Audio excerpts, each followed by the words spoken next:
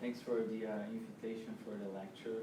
It's a great opportunity for us to reflect, right? And sometimes you gotta be pushed to be here for a lecture, to stop and learn about our beloved Master Jesus and all his teachings that he brought to us, especially in light of Spiritism. And the reflection today on the good harvest, right? Sow the good seeds. It's very timely for us, right? We have Thanksgiving time in a couple of days, the harvest time for the farmers, right after a whole year of work.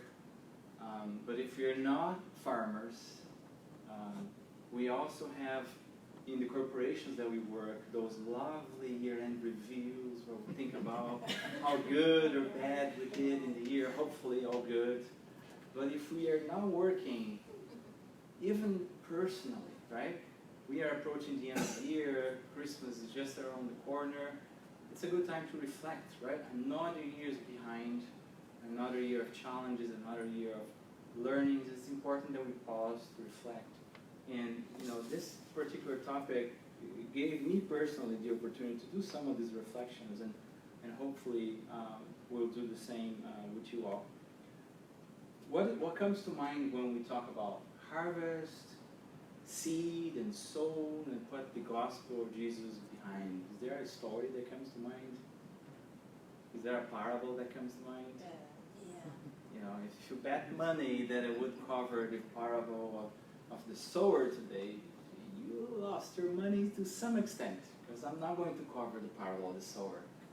Because a couple weeks back, Marcelo Neto, our very own Marcelo Neto, gave an amazing lecture about the parable of the sower. And if you missed that, go to Facebook, go to Conscious website, it's right there. It's amazing, right? What we're going to do today then is we're going to pause, and since we're talking about harvest and sow, right, and seed, we are going to reflect a little bit of the law of the farm, how things happen in the farm. Has anyone grew up on a farm here, on a rural area? Okay, some of us, right? Me too. So there are some things over there that we can't simply change, right? So we're going to talk about that a little bit. We are going to talk about how Emmanuel looks at the parable of the sower with a different angle. It's very consistent now, because it all came to Jesus, that teaching, that beautiful parable. But we are just looking for a different angle, which is quite interesting. And then we're also going to discuss about how can we have a productive harvest. After all, we are all here to harvest something. Depends on what kind of seeds we are sowing, right? And if we think about the parable of the sower, what do we remember about it? Have you guys heard about the parable of the sower? Some of you, yeah. So when we talk about the seed, do you guys remember what the seed represents? You're sowing a seed. What is that seed? It is the message. Those are the teachings, the good news that Jesus brought, right? The message of hope, the fraternal message that Fatima just read for us, which is 100% aligned with what we're going to talk about here. And then something happens when that sower is actually sowing those seeds, planting those seeds, right? Some of the seeds fell in different soils, right? One is on the way, on the path, and the soil is so hard that the seeds don't grow, and the birds come and eat that seed, right? Some of the seeds fell among the rocks, other seeds fell among the thorns, and they were suffocated. So that's the message for us to reflect. And we have that seed, that soil, right, as our hearts. So that is, in a nutshell, that particular message, right? And I'm not going to dive into that very much, but I want to talk to you about the law of farm to begin with, right? We're talking about sowing the seeds and harvesting. But it's important for us to stop and reflect, because we are used to immediate responses nowadays, right? We get our phone, I'm hungry. Don't need to cook, and now we just order Uber Eats, it's in your door in no time, right? You want to go somewhere, you call an Uber, and your driver is 1 minute away. You're on Amazon. Who doesn't like shopping here? Amazon. Oh, you have an option for one-click shop. You don't need to put address, credit card. You see what you want, one click, boom. In the same day is in your door.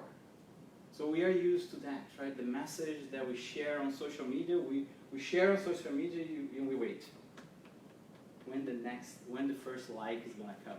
Who's gonna reply? And we keep refreshing that thing. So it becomes a mental condition, right? But when we talk about long-lasting things, and when we talk about things that happen in nature, such as the farm, the only things that really endures is how things work over there. There's no shortcuts. If you want to produce something in the farm, right, you have to prepare that soil, right? You have to plant the seed, you have to cultivate the soil, takes the weed out and take care of the bugs that may eat your plants before they grow. You need to put water, you depend on the weather, so many variables, right? And then at the end you have your harvest. That is the law of the farm. There's no shortcuts. We can't forget to plant in the spring, slack during the whole summer because after all it's Florida, summer, it's beach time. And then comes autumn. Well, we have to plant and just, open up the soil, put the seed over there, cover it up, water, sun, and expect that the next day we'll have a harvest. It doesn't work like that, right? And if we think about our relationships, that's how it works. We damage a relationship, we lose someone's trust because of a mistake. It's not going to happen overnight. It will take time. How do I rebuild that trust? How do I regain that trust? If I want to learn something, right? I want to be something, I'm frustrated because I don't know this and this and this on spiritism, on my profession, and I feel bad about it. But there's no other way. Start one day at a time. Start studying. We don't have the technology from that movie Matrix yet, but you plug the power cord behind and you download the gospel in your brain. It doesn't work like that. It takes time, right? Lesson by lesson, day by day, mistake by mistake. If you think about babies, right? We can't cram 9 women and say that they're going to have a baby in 30 days. It doesn't work like that, right? So I'm saying we're covering this law of the farm here because André Luiz Emmanuel actually talks to us about our mission here on this planet using this analogy. And it's important for us to understand that this mission cannot be accomplished overnight. It takes time. It may take multiple incarnations. We don't know, right? In the book Ceifa de Luz, or Harvest of Light, his view on the whole parable here, right, is that life is compared to a portion of land that has been granted to us for cultivation. Granted or tasked. Here is your land, and your job is to cultivate this land and make sure we have a harvest, and hopefully a good harvest out of that work during your lifetime, right? We need to wake up early, like on the farm. We need to work on that every day. We need to care for that field of service that has been given to us. So we are responsible for it. So life is actually action, right? We all have a mission that has been given to us. Before we reincarnate, we make that commitment. There's a whole planning of what that field looked like for us. So let's pause and reflect a little bit, right? Because many of us already pause it during your lifetime and ask it, why we are here. You don't need to answer, but let's do this exercise mentally, even for the youngest, and for the youngest for a longer time, like myself. Let's think about it. What is the field that we are here to cultivate? what we were born for. What is our mission in this life? Have we ever stopped? So some of us stopped to think. We may not know the answer yet. Some of us, maybe we never stopped. Or for some of us at certain ages, oh, it's my graduation, I want to graduate in that particular field. And then after, well, we change. Hey, I want to become a great professional and make some money. And after, we change again, and I want to take care of my family. It's actually our understanding of our mission evolves. But, the Spiritist doctrine in Jesus is very clear for us, right? Back to Fatima's message on fraternity and supporting others and becoming better, right? The betterment of humanity, that's why we are on this planet. And sooner or later, those reflections will bring us to that point. And here's a crucial point from Emmanuel to us. The soil, we talk about harvest and sowing that seed, the message of Jesus, and the soil, right? Different than in many cases where we think about our hearts, it's actually the hearts of our neighbors. The soil that we have to cultivate is actually the hearts of our neighbors that will enable us to harvest our accomplishments in this life, right? Our mission in this life. And I found this beautiful in the book Fonte Viva or Living Spring, lesson 71. Emmanuel also says, our neighbor is our connecting bridge with God. Right? Fatima again was talking about, Jesus was asking, what's the greatest commandment? I love God. How can we love God who we don't see if we don't love our neighbor who we see? That is from the Gospel of John, right? And he was telling the people, how can you love God if you don't love people who are around you? You don't even see God. But here's the people around you, right? Here is the soil for every single one of us to care about. So it's a slightly different message because he is very clear on that field that we are supposed and expected to cultivate. And then this is what we are here then, to serve others. And Jesus gave us a beautiful example of service, right? He was the greatest and put himself as the smallest of all, serving everyone. And I found this particular teaching here from an Indian poet, and I think Divaldo Francos even have a book, Psychographic, by Rabindranath Tagore. And this is beautiful. I slept and dreamed that life was joy. This is us when we are young, right? At least I can relate to that very much. And then I awoke.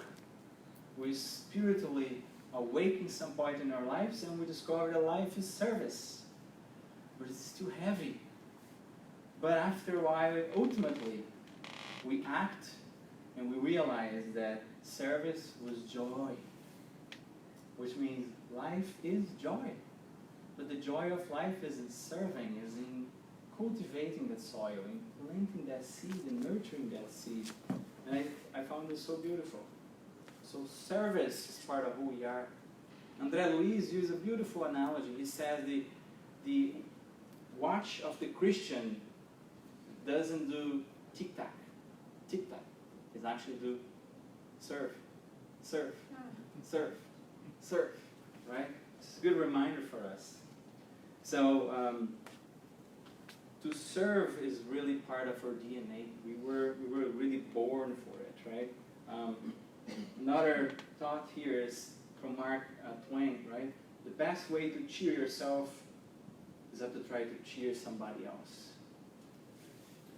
Who here felt great after doing something good for someone, not thinking about ourselves? Have you ever experienced that? We all have experienced that. It feels great. It's because we were born for it, right? We have God in us, as Paul says, right? We are co-creators. We were born for this.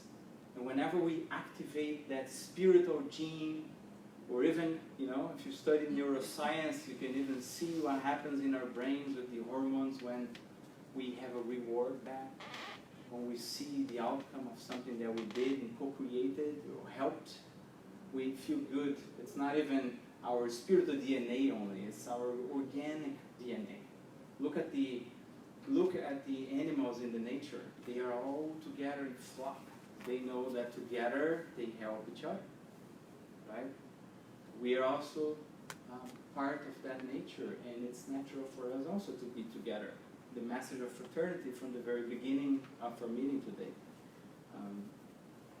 So, another interesting and powerful message is from Mother Teresa. We all know Mother Teresa, right? She said, "Spread love everywhere you go. Let no one ever come to you without that person living happier." That's planting that seed and caring for the heart of our brothers and sisters. But when I read this, I said, wait a minute. There is a problem here. She is saying, let no one. Come on. I can't do that. I'm not Mother Teresa.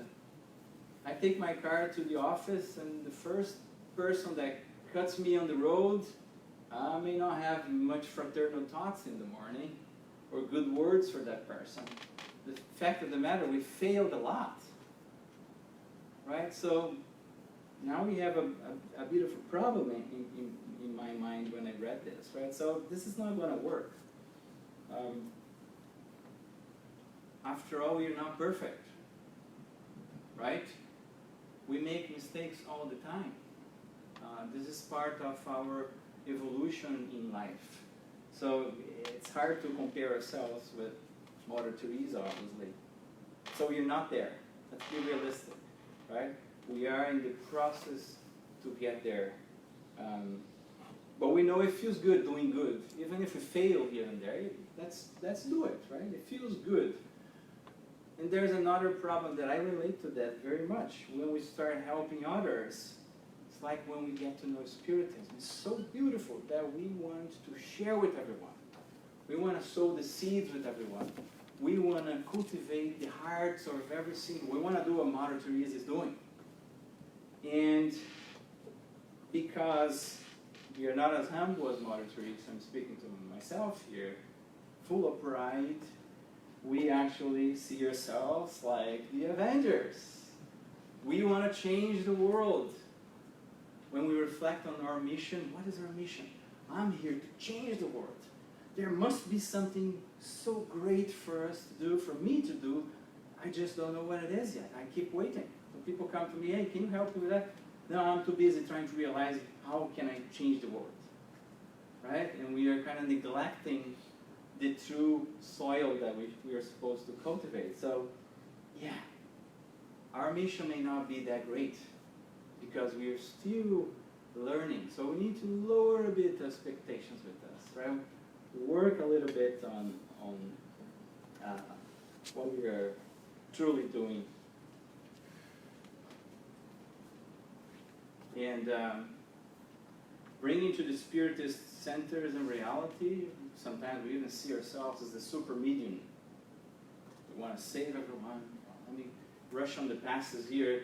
I need to give the passes to the majority of people as possible. And the center doesn't survive without me. No, we are all in this together. Every person that comes, every volunteer that comes is the group that makes the difference, right?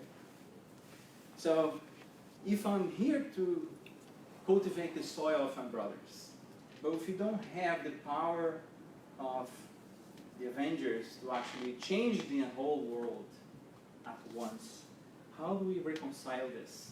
And Jesus, in his wisdom that impresses us, right?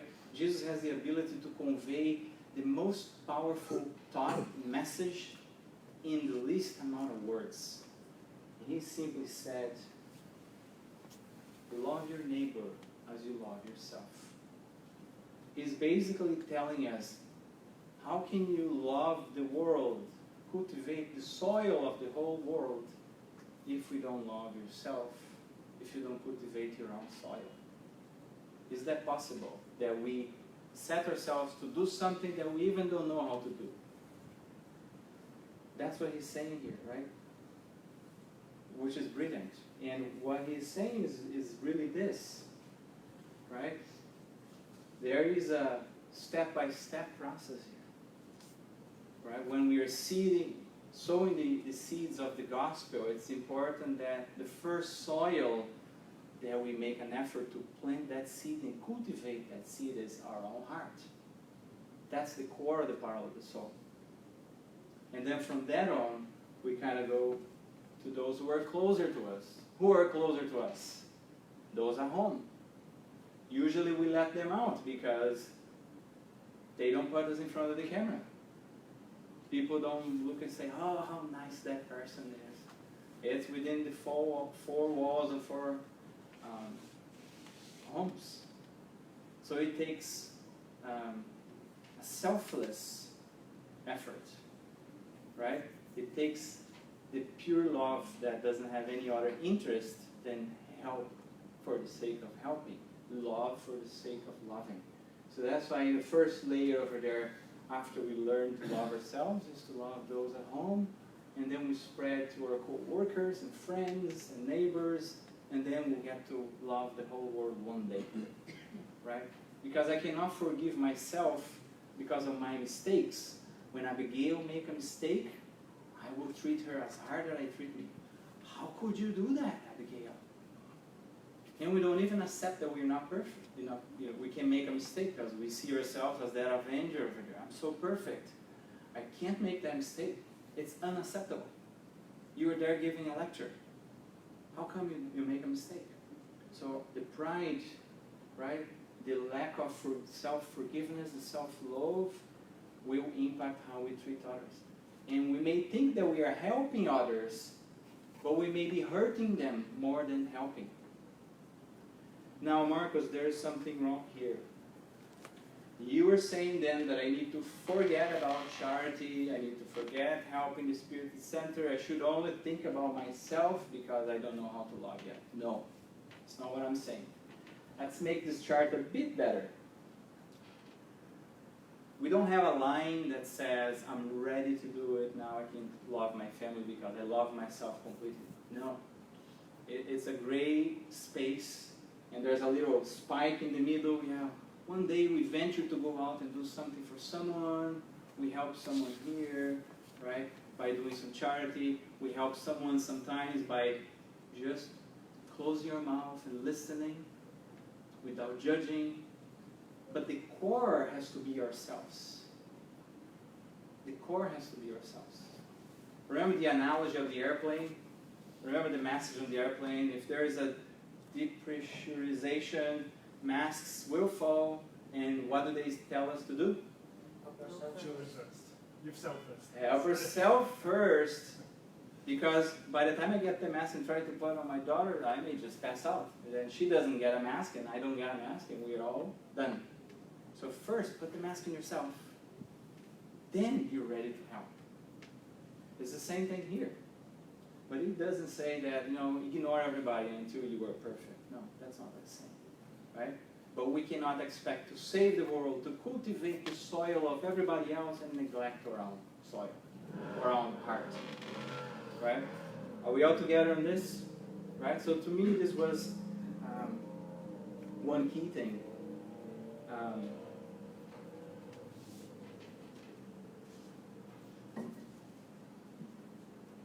So this is from the book Living Spring, and I actually read this after I saw this chart, but they are 100% together. Emmanuel says, life is a process of expanding our soul towards the grandeur of God.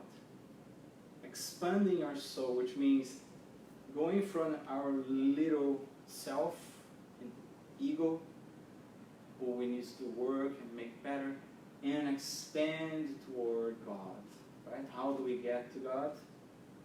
As we just heard from Emmanuel as well, right? The others are the bridge that connect us to God. So when we think about this chart and we expanding, it makes 100% sense, right? Benefit from the trials and difficulties of the way to expand yourself.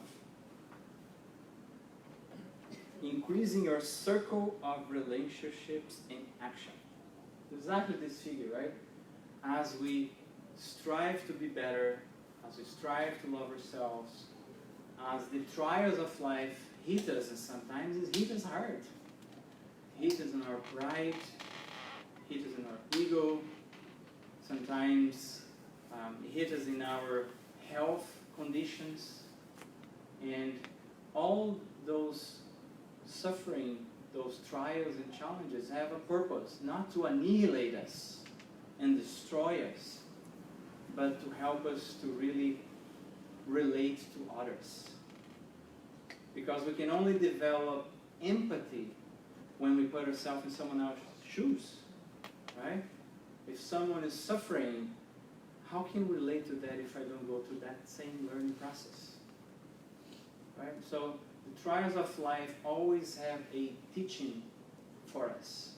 And as we go through that and overcome them, and we always overcome them, that is the beautiful thing, right? Like Chico Xavier always said, everything passes. The happy moments passes, but the suffering also passes. Because they only last up to the point that we learn that lesson and we expand. Right? So that is a key tactic here for us, for our harvest in this planet. Right? When we think about our mission in this planet, we are here really to become better, right? To take care of the seed that we received from Jesus himself, from God, and make sure that seed actually germinates, and we grow and we give fruits, right? And we actually fit the purpose of being here. Because we were created by God to be co-creators, to help to create happiness in the universe. We were not destined to suffering, we were not destined to sadness, we were destined to happiness, right? To love one another. And love is one of those who love math here, you know, the more you divide a particular number, the smaller it gets. But love doesn't obey that message, right? Love, the more you divide and share with others, the bigger it becomes. Right? It works against that. It works differently. There's a story from the book Pontos y Contos. How would I translate that? Pontos y Contos. We don't. Yeah, we don't, right? Tales. Tales. Right? Tales from the Christianity, I would say. Lesson 36, the invisible adversary. And it was the time when Jesus was here among us, and 4 of his disciples were traveling around. And when they returned to meet Jesus, they all get together at the end of the day to share their stories and talk to Jesus about what happened and seek for his teachings, obviously, right? So one of them was Peter. We all know Peter. And Peter was telling his story, right? He opened up the dialogue. He said, Master, on the way here, I passed through a city and I saw a man. It was like a soldier there, slashing 3 women, right, on the back, right, with all his strength. And I saw their children crying beside them, seeing their mothers being slashed. And I really felt bad about that. And I thought about talking to the man and intervening, right? But I thought, well, I'm not really sure about what's going on over there, the reasons for it. And I thought about he could get angry with me, and I thought about the persecution that could come to our movement. So I decided not to do it. And I left.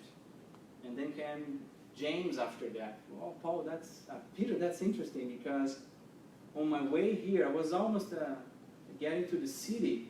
I saw a woman carrying a baby, and she was so weak that she was asking if she could, hold on my arms to be able to get into the city. And that moved me very much, because she was really weak. But I thought, what people would say if they see me with that woman getting into the city. They would question, why would I be with Jesus among the disciples and have second thoughts? So I kind of passed and I left her behind. And then came Bartholomew also. He said, well, I was 2 cities behind. I saw a man by a tree from distance, and he was, really not well. When I get closer to him, he was bleeding in severe pain, but he really looked like a thief. And as I was going to help him, I saw some people coming, and I thought that could be the authorities. And if the authorities saw me with a thief, he would actually think I was also a criminal, right? So I kind of left him behind. And finally, the last one, Philip said, yeah, with me it was a bit different. I just got into the previous city just to get something to eat and see some folks. And about 30 people gathered around me, and they were asking me to share about the good news and talk about your teachings, Master. They wanted to hear. But I felt, how can I do that if I am full of imperfections and sins? And I didn't feel qualified enough to do that. So I kind of left them behind. And I came here. And they were all feeling bad about it, right? Sharing those in Jesus, not a single word. Just listening quietly. And then Peter, usually he's the one asking the hard questions, right?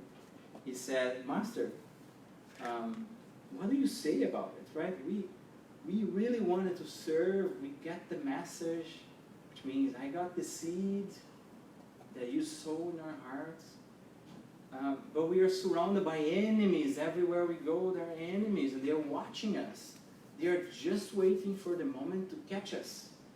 What do you do? What do we do, right? And Jesus waited for another moment, smiled, and said, all the failures that you described was only caused by a single enemy. Fear.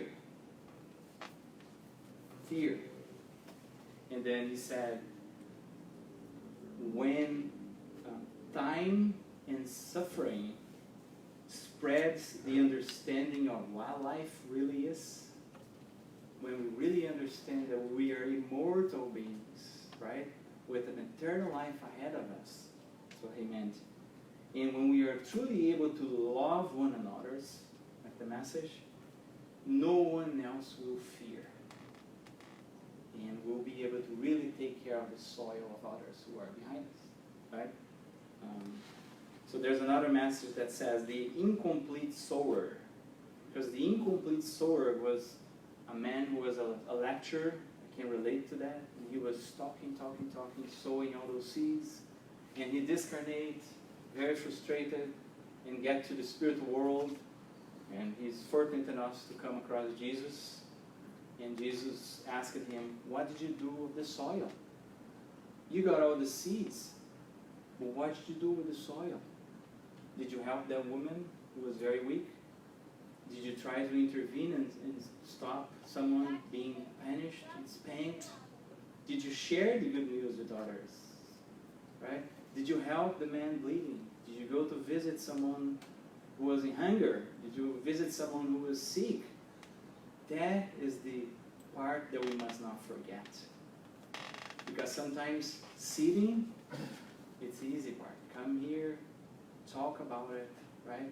But we need to effectively plant the seed and take care of the soil. We need to water it. We need to listen. We need to help. We need to sweat a little bit. So fear isolates us. So much so that this morning, my daughter had a sleepover last night for the first time in South Florida with someone that we don't know from the school that is also new. She had a friend, oh, there's a sleepover. I look at Michelle, what do? We don't know them. We chose to trust, right? And the girl is just fantastic. Their parents are fantastic. We just met them this morning. And then I saw this, right? It's talking about the fear, how fear isolates us. If we choose the fear, honey, you can go to the sleepover because we don't know them. All sorts of things may happen. We kind of leave thinking on the negative side. Yeah, we got to do our homework and make sure, we're taken care of. if we all live in fear, we are only looking out for ourselves. Only looking out for ourselves. And the vulnerabilities that we all have reminds us of how we are connected as human beings. But we are not perfect. Right? So the vulnerabilities, the challenges, the struggle actually helped us to connect. Right? And those struggles in life really help us to learn to love, because the reality is we are still learning, right? And some of us may feel that way. When we see people we need, how many times we chose to ignore? How many times we chose to pass by them and let it go? Right? And I share this with you. That's how I feel. I feel that my heart has a rock around it. And for many years I was trying to hit, but the thick layer of rock is still there. And it will take a while. And maybe a little crack on it. But that's the work, right? That's the soil that we got to cultivate. Take those rocks out so that the seed can grow, right? Without hurting the roots or the plant itself. And that's why suffering comes to our door. It's like a punch to crack that rock.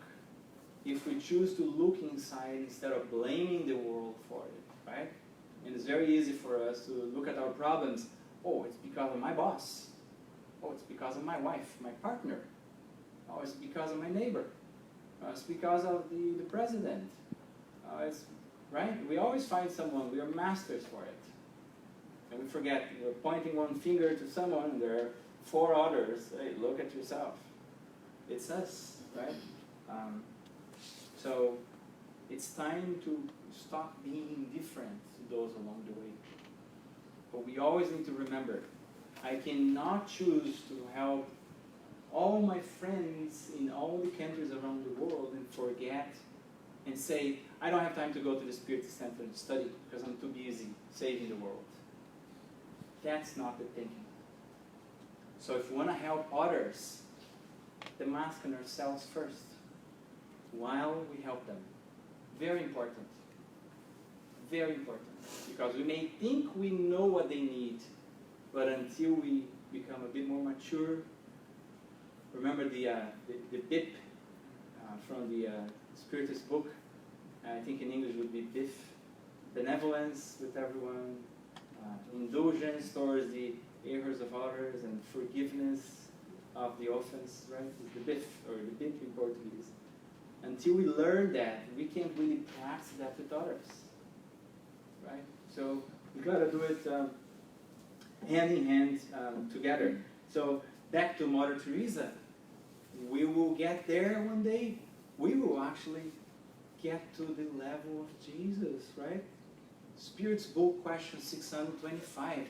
Jesus is the standard that every single one of us here in the conscious living today, it doesn't say like that, it's Spirit book, but it's applicable to us. It's the level of perfection that every single one of us will get one day. How soon? Depends on willpower. How soon do you want? And in our language, how bad do we want? Because usually we say, tomorrow. And here comes tomorrow, tomorrow. Or the spiritists say, next incarnation. No, we can't live for the next incarnation. Because if you heard a little bit of the planetary transition, maybe in the next incarnation we are somewhere else, not as nice as Earth. So we got to be careful with that, right? And then Emmanuel continues in the book Harvest of Life.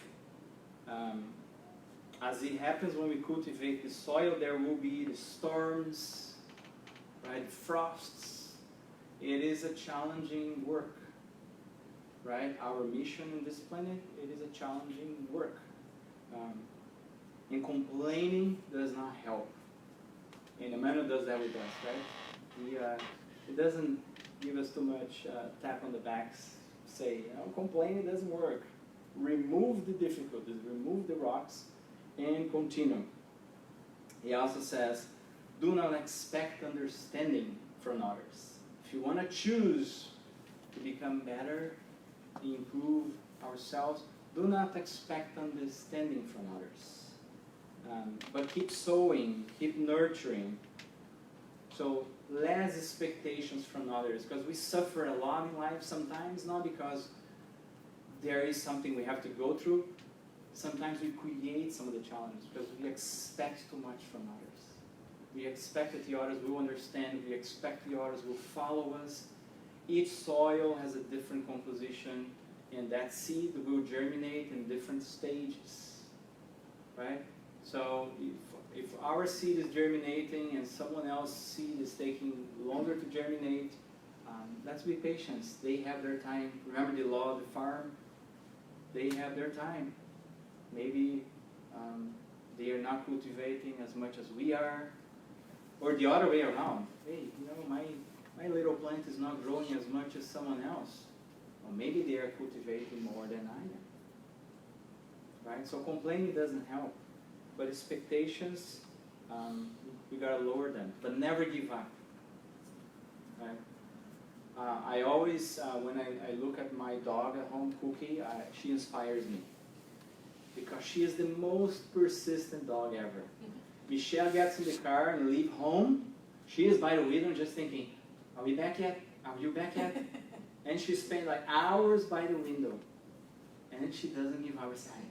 You need to be like that when cultivating our hearts and trying to become better and working our inner transformation. Because she is persistent. Now if I am me leaving home, she doesn't even leave her bed. Forget it. But for her mom, she's there by the window all the time. It's impressive. Emmanuel, going to the final here, Emmanuel always gives us a warning. Sorry for those who don't like spiders, but he says a big warning for us. As we are working in our moral transformation, our inner transformation, or caring for the soil of our heart and others, every now and then we'll be encouraged to take a rest. People will come to us and say, you're working too much. You need to take a break, right? And Emmanuel says, sometimes you need to take a break. But sometimes you got to be careful with, I forgot the word, the conventions of the world. For instance, what are you all doing in the Spirit Center on Sunday in South Florida, people? Right? Some people will tell us that. Hey, what's going on? It's beach time, or we'll do something. We'll prepare a barbecue for lunch, and you gotta be there. We are already making a choice. It can be a small choice, but things start in small steps. And people will come to us and say, do you go to the Spirit Center every Sunday, or to the course on Tuesday as well? What? And sometimes we need to consult our conscience, right? To avoid illusions. In the words of Emmanuel, right? Consult your conscience to avoid illusions and ask yourself, do I really need a rest? Or actually, this is the work I'm set to do and I'm in the right path. And if you go to the Spirits book, there's a question over there Kardec asks, what's the limit of the work, right? I think he mentioned, the Spirits reply is the limit of your strength, your energy. So we need to obey, that's part of the law of nature as well. But our conscience is going to tell us. So it's a big warning. And he says that the rust of inertia, the rust by putting ourselves or our tools on the side, corrode or consumes the instrument more than the work itself. Right? This is a hoe to cultivate your garden itself. If you leave it, on the floor, rain, sun, and dust, it will corrode more than if you are actually using it to do something. Because we were wired, we were made to serve. Going back to the beginning of our discussion. We are made for it. We were made to work, to help, to serve, to love. We were not made to sit back and watch and let it pass and ignore. So this is part of our learning, right? It's a big warning for Emmanuel. So how do we do this? Is every single day, one little step at a time. Maybe it's picking up the phone and calling someone who didn't show up at the center today. Hey, is everything okay? You didn't come and you didn't say anything? Are you sick? Do you need anything? Someone is in a hospital. Maybe just going for a visit and say, we are here for you. Maybe it doesn't take much. Maybe, as we said, when someone is sharing something, complaining, criticizing, maybe just being silent, and while you look to that person complaining back to you, do a prayer. She doesn't need to know that you're praying, but as you look at her listening, do a prayer. Don't say anything. Don't judge, right? So these are little things that we can do every day to take care of to help their soil, as we also take care of our soil. It's not an avenger thing, a big thing. It's small things, right? So let's take care of our soil. Remember, studying with others, such as the study groups here, watching a lecture, choosing where we put our time is quite important. But also look at those around us, especially in our families, right? We were born with a family, but we have friends and relatives for a reason. To learn to love until the day that we love like Jesus, who loves every single one of us, right? And this is the last thing that I want to say, right? Sometimes the struggles of life are so much for every single one of us in the silence of our hearts, because no one here has an idea of the struggles that every single one of us goes, except our guardian angels or protector spirits or Jesus and God, right, who always watches us. But we have a lot to be thankful, right? We are alive, which is a blessing. We chose to be here today. Most of us, if not all, we have a house, a family to go back to, our health. We have a lot to be thankful. So this Thanksgiving, that's the reflection from Paul, right? That we should be thankful even for the struggles in life, because they are helping us to become better sowers, to cultivate better the soils of our heart and the hearts of our brothers. And happy Thanksgiving to everyone. That's the message of today. Thank you. Anybody have any